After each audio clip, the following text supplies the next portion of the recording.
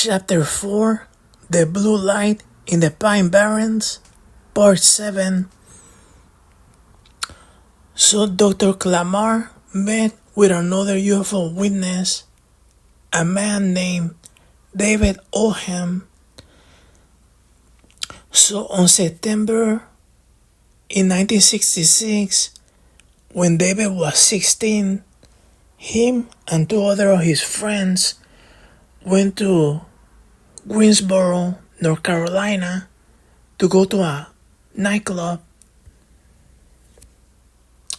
And they got there at 7:30, but the club opened at 8. So they just decided to get a couple of beers, buy a 6-pack, and just drive around to kill time until the club opened. David was in the back seat and the two other boys were in the front. And for some reason the driver turned down to the side of the road and stopped. Then the boys saw a large orange light that hovered motionless over the trees, and the light began to swing back and forth like a pendulum. There was no conversation between the boys when this happened. And later, David said that all he can remember that was that he wanted to say something to his friends, but he couldn't speak. It's like something was controlling his mind and he couldn't speak for no reason.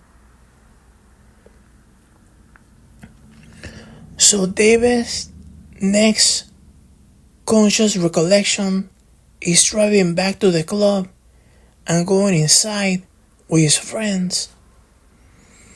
And when this happened, the club was packed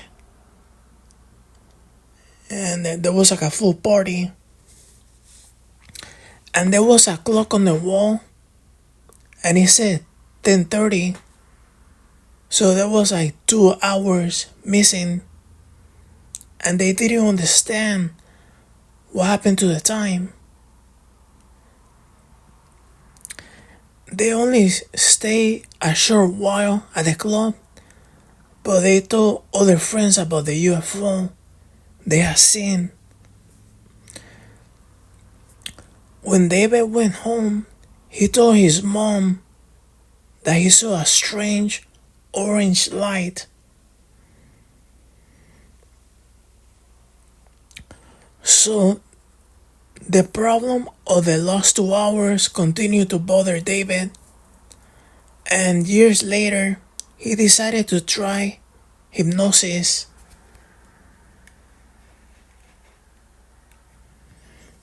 So he went to Dr. Clamar.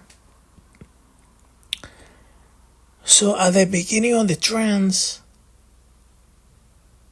he was really scared and had a lot of irregular breathing. And Dr. Clamar had to calm him again and again.